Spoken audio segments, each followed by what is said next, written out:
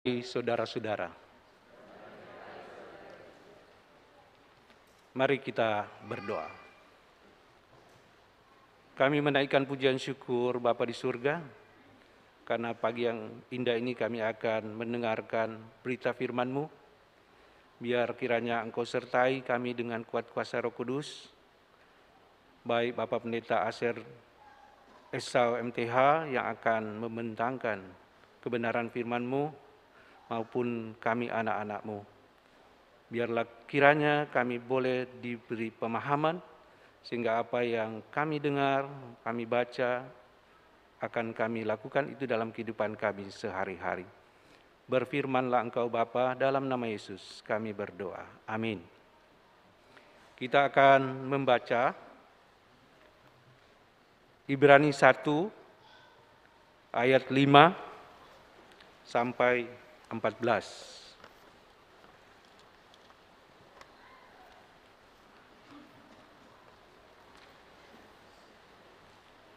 Dengan topik anak Allah lebih tinggi daripada malaikat-malaikat.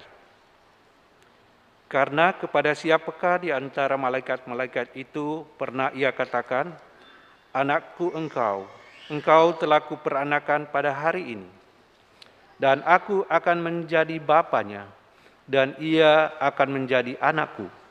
Dan ketika ia membawa pula anaknya yang sulung ke dunia, ia berkata, "Semua malaikat Allah harus menyembah dia."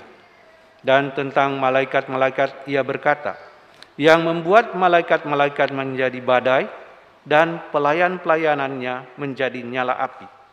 Tetapi tentang anak ia berkata, "Tahtamu yang Allah tetap untuk seterusnya dan selamanya, dan tongkat kerajaanmu adalah tongkat kebenaran.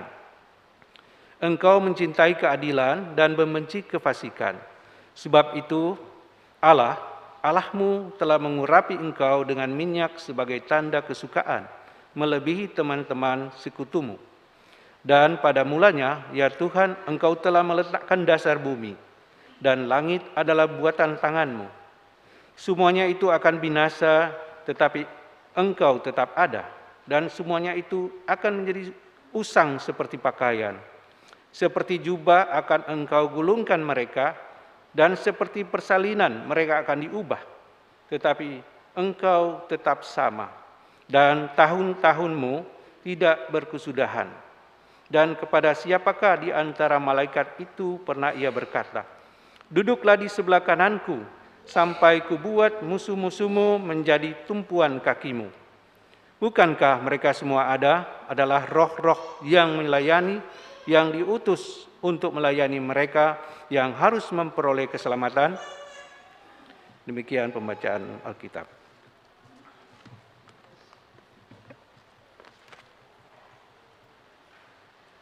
Jemaat Maha Tuhan, ada penggalan lirik lagu yang mengatakan, "Ku coba bertahan." Atau ada juga yang bilang, "Aku masih seperti yang dulu." Surat kepada orang Ibrani ini ditujukan kepada sekelompok orang Kristen yang terus-menerus mengalami tekanan, mengalami penderitaan. Itu dicatat di Ibrani 10 ayat 32. "Ingatlah akan masa yang lalu, sesudah kamu menerima terang, kamu banyak menderita oleh karena kamu bertahan dalam perjuangan yang berat." Umat berupaya untuk tetap bertahan di tengah menghadapi penderitaan, di tengah menghadapi berbagai tantangan yang berat. Umat tetap kuat, umat tetap bertahan. Namun ada juga yang murtad. Ayat 12 dari Ibrani 3. Ibrani 3 ayat 12. Umat murtad dan ada yang menjauhkan diri dari pertemuan-pertemuan jamaat. dicatat di Ibrani 10 ayat 25. Janganlah kita menjauhkan diri dari pertemuan-pertemuan ibadah kita seperti dibiasakan oleh beberapa orang, tetapi marilah kita saling menasihati dan semakin giat melakukannya menjelang hari Tuhan yang mendekat. Di tengah penderitaan ada yang tetap bertahan, tapi ada yang meninggalkan Tuhan, meninggalkan persekutuan, meninggalkan ibadah-ibadah. Dan oleh sebab itu umat didorong supaya tetap bertahan, tetap bertekun dan berpengharapan kuat kepada Yesus Kristus. Ibrani 10 ayat 23. Marilah kita teguh berpegang pada pengakuan tentang pengharapan kita, sebab Ia yang menjanjikannya setia. Jadi umat didorong untuk tetap bertahan, bertekun, dan berpengharapan kepada Tuhan. Firman Tuhan memberi penguatan kepada umat dengan menunjukkan bahwa Yesus Kristus adalah penyataan Allah yang sempurna. Ia adalah cahaya kemuliaan Allah dan gambar wujud Allah. Ia berkuasa lebih tinggi dari nabi-nabi dalam perjanjian lama dan lebih tinggi dari malaikat-malaikat. Ibrani 1 ayat 1, 3 dan 4 nanti dibaca. Dan oleh sebab itu umat diajak untuk sungguh-sungguh menempatkan Tuhan, termasuk juga semua malaikat Allah diajak untuk menyembah Dia. Ayat 6 dalam bacaan kita. Semua malaikat Allah harus menyembah Dia. Sebab Dia adalah Allah yang bertakhta di sorga dan di bumi. Yesus pernah berkata dalam perenungan di minggu yang lalu di Matius 28 ayat 18, Yesus katakan, "Kepadaku telah diberikan segala kuasa di sorga dan di bumi." Dia bertakhta di sorga dan di bumi. Takhtanya untuk seterusnya dan selamanya. Takhtanya tidak berkesudahan. Ayat 8 dan ayat 12b bacaan kita. Takhtanya untuk seterusnya dan selamanya. Takhtanya tidak berkesudahan karena kepemimpinannya dijalankan dengan benar, adil, dan membenci kefasikan. Ayat 8b dan ayat 9a mencatat itu. Tongkat kerajaanmu adalah tongkat kebenaran, keadilan, dan membenci kefasikan.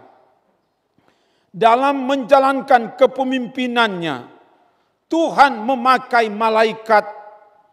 Malaikat dalam bahasa Yunani angelos, artinya utusan, sebagai pembawa pesan dari Allah kepada manusia. Ayat 14. Malaikat sebagai utusan Allah dalam melaksanakan tugas dari Allah untuk memberi pesan kepada manusia. Mereka melaksanakan dengan sangat cepat seperti badai, seperti angin. Dan dalam melaksanakan tugas itu ada kuasa Allah yang menyertai.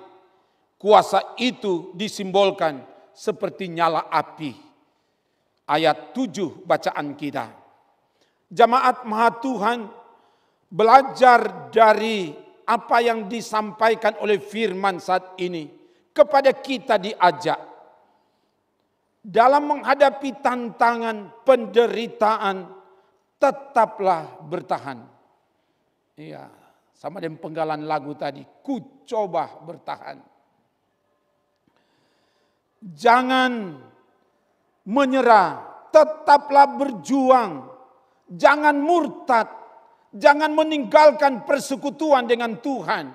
Seperti yang terjadi dalam kehidupan umat yang menjadi alamat surat Ibrani ini. Ada yang murtad, ada yang meninggalkan Tuhan, meninggalkan persekutuan.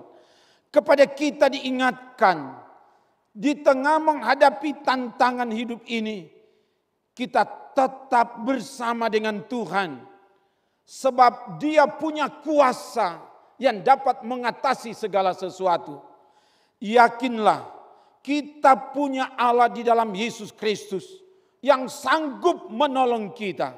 Dia punya kuasa segala-galanya. Di lagu dalam liturgi Kidung 396, Yesus segala-galanya mentari hidupku. Dia harus menjadi segalanya dalam hidup ini. Dalam menghadapi apapun yang kita hadapi di hidup ini. Apalagi di tengah situasi sulit saat ini. Ingat, Dia sanggup menolong kita. Dan kalau Dia menolong kita, tidak ada yang tidak dapat Dia tolong. Kalau kita mau menjadikan Dia segalanya dalam hidup ini. Sebab sebagaimana dikatakan tadi, tidak ada kuasa yang tidak ada dalam kendali kuasa Yesus. Yesus bilang, kepadaku telah diberikan segala kuasa di sorga dan di bumi. Artinya, tidak ada kuasa yang tidak ada dalam kendali kuasanya Yesus. Dia sanggup mengendalikan segala sesuatu. Bahkan, Dia bisa memakai malaikatnya untuk menolong kita.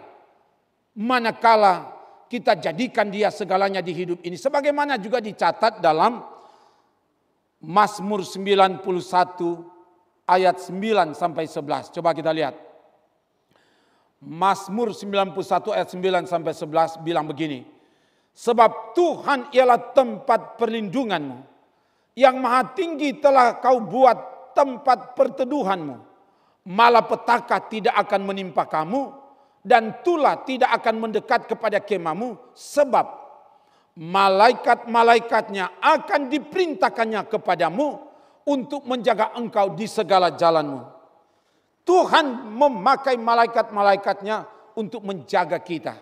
Dan juga di ayat 5 sampai 7, kita lihat. Mazmur 91 ayat 5 sampai 7.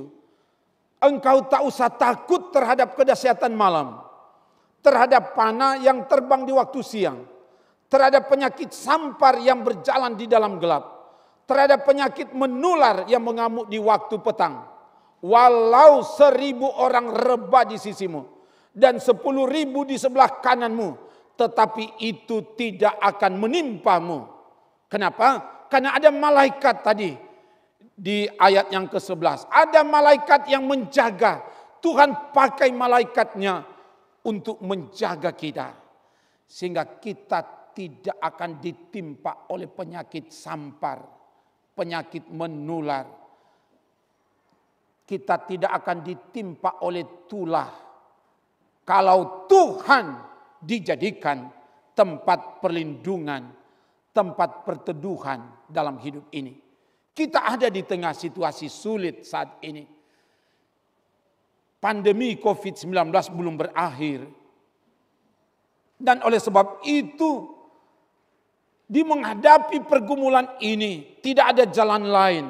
Selain kita mau berlindung ke Tuhan, jangan lari, jangan menjauh. Manakala kita menjauh, kita berada di jalan bahaya. Kita berada di jalan yang menuju pada kebinasaan. Umat Tuhan yang ada di Gemim Bukit Moria Rike ini. Atau juga umat Tuhan yang sementara mengikuti ibadah virtual ini. Mari kita sebagai umat Tuhan, kita semakin giat melakukan, datang kepada Dia. Wujud datang kepada Dia, kita nyatakan mengambil bagian dalam persekutuan-persekutuan yang beribadah. Kita ibadah kolom sudah dibuka, ibadah kategorial, termasuk lansia. Hari Selasa ada ibadah lansia. Mulai jam 9 ya, ini ada ketua lansia, Ibu Dokter Sianot.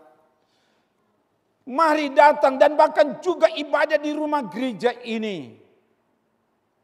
Umat Tuhan yang ada di Bumorik ini. Mari datang ke Tuhan.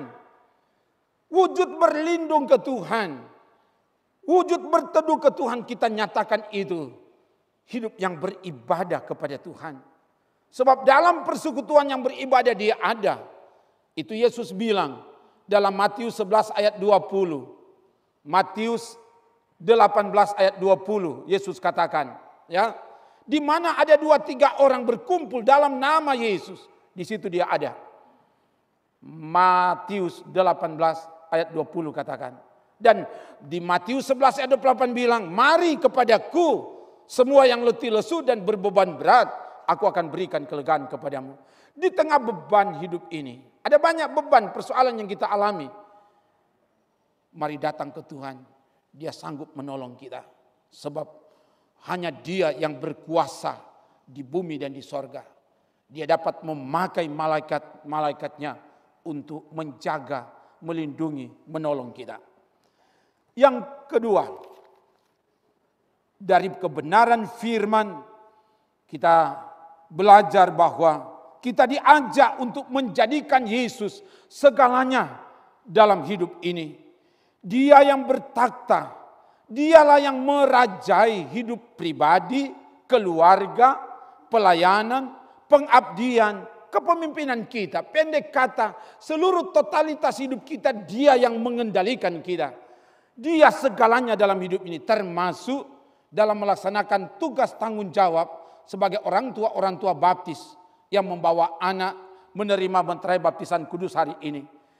Harus dengan kuasa Tuhan. Kita tidak sanggup melakukan apa yang harus kita lakukan kalau bukan Tuhan.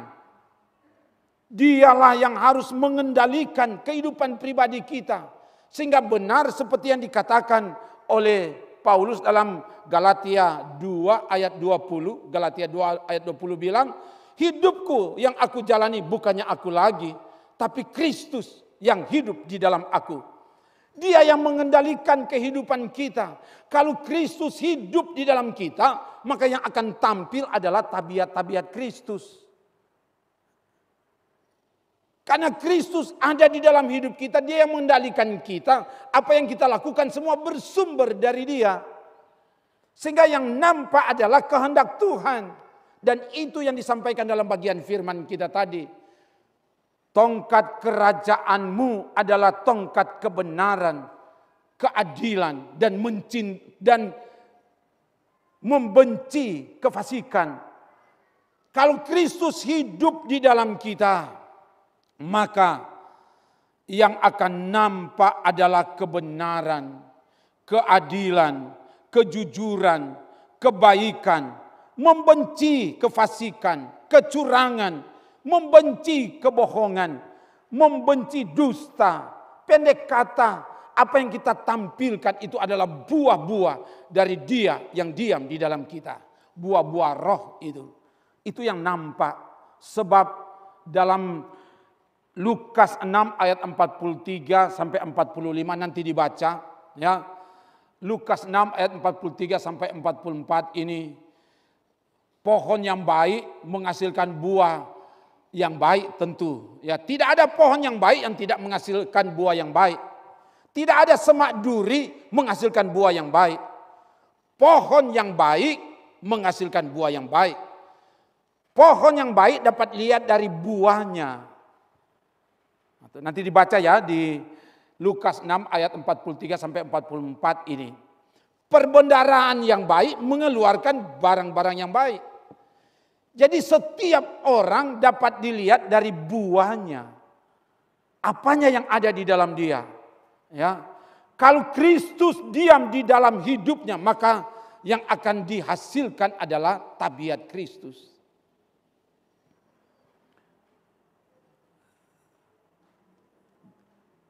Jadi cara hidup kita itu dapat dilihat apakah yang ada di dalam orang ini Kristus atau yang lain. Sebab jangan-jangan kita percaya, ya mengaku percaya tapi cara hidupnya tidak sesuai. Ya. Sekian lama menerima Yesus tapi cara hidupnya masih seperti baik. Ini sebenarnya yang dikoreksi dalam kehidupan umat Tuhan yang ada di umat dalam alamat surat Ibrani ini. Coba lihat ya. Di Ibrani 5 ayat 13-14 itu dicatat. Ibrani 5 ayat 13-14 bilang begini. Sebab barang siapa masih memerlukan susu, ia tidak memahami ajaran tentang kebenaran. Sebab ia adalah anak kecil. Tetapi makanan keras adalah untuk orang-orang dewasa. Yang karena mempunyai panca indera yang terlatih untuk membedakan yang baik daripada yang jahat. Jadi sekian lama menerima Kristus, tapi cara hidupnya tidak sesuai dengan iman kepada Kristus. Umat Tuhan yang ada di sini, kita ada di tahun emas 50 tahun. 50 tahun ini tanda kematangan kita. Dan oleh sebab itu harus dibuktikan cara hidup umat Tuhan, pelayan Tuhan di sini. Ada kematangan. Kita bukan bayi lagi. Kita tidak memerlukan susu, makanan keras. Sekali-sekali makanan keras supaya melatih panca indera kita. Betul ya? Kalau dari dulu cuma susu-susu dielus-elus. Orang godek marweles. Godek marpadede. Ini boleh tak salah sadiki tapi lah besar. Tak sontong kecil tapi lah besar. Kita mesti butuh makanan keras, melatih kita. Bagaimana kita bertumbuh kalau cuma dielus-elus? Tersinggung sadiki sini mau hadir. Bagaimana le pendeta bahwa khotbah bikin tersinggung tuh orang. Padahal nyanda. Ayo. Kalau ada orang tersinggung, pendeta, penatua sama berkhotbah, itu berarti Roh Kudus bekerja. Amin. Itu berarti apa yang kita dah bilang, apa tuh pengkhotbah dah bilang, beda-beda tipis yang dia dah baking. Yo. Jadi kalau tersinggung berarti Roh mengingatkan, jangan maraju. Yo, nak matang itu. Belum dewasa. Apalagi so mengaku orang tua baptis ini mesti matang, mesti dewasa. Bagaimana mau mendewasakan anak baptis kalau orang tua baptis nak dewasa? Tak salah sadiki bab pindah kolom. Bersyukur kau cuma bab pindah kolom. Berhenti coba bab pindah semua data sekarang sayang. Iya tuh. Tak salah sadiki maraju. Bersyukur kau cuma pindah kolom. Ada sebab pindah di tempat lain. Oh Tuhan, pergilah dengan sejahtera sayang. Iya. Artinya mesti matang kita. Kematangan iman dibuktikan dalam tindakan. Tantangan bisa saja terjadi, tapi itu tidak dapat melemahkan kita. Perenungan 3 minggu lalu malah semakin memurnikan iman kita. Supaya apa yang kita tampilkan itu tanda Yesus ada dalam kita. Dia segalanya dalam hidup ini. Sebenarnya mungkinlah orang dia makan roti atau brudel, keluar kamari, misalnya dia keluar ulang toh, keluar kamari, apa tuh cookies gampang itu? Brot goreng. Nggak mungkinlah. Kalau dia masuk brudel, keluar brudel. Iya. Dia masuk balapis, keluar balapis. Nggak mungkin masuk balapis keluar kamari tinutuan, nggak mungkin lah. Apa yang masuk itu yang akan keluar, amin. Mesti begitu. Kalau Kristus yang masuk di dalam hati kita, di dalam hidup kita, maka yang akan keluar adalah tabiat Kristus. Sehingga orang dapat melaksanakan tugas tanggung jawab kita karena kuasa Allah bekerja dalam hidup kita. Kita melakukan kebenaran dan di mana kita melakukan kebenaran, di situ kita meraih sukacita. Waktu lalu selesai ibadah, selesai rapat badan pekerja, kita bilang takta tetap kokoh oleh kebenaran. Talia Tompe Ben langsung status itu ya. Takta tetap kokoh oleh kebenaran. Ini takta Yesus ini kokoh. Coba lihat dalam bacaan kita tadi, sampai selama-lamanya. Ya, tidak berkesudahan. Kenapa? Karena dia melakukan kebenaran, melakukan keadilan, melakukan kejujuran, membenci kefasikan. Dan oleh sebab itu kita diingatkan supaya takta kokoh lakukan kebenaran. Tuhan diagungkan, dimuliakan. Semoga demikian. Haleluya. Amin.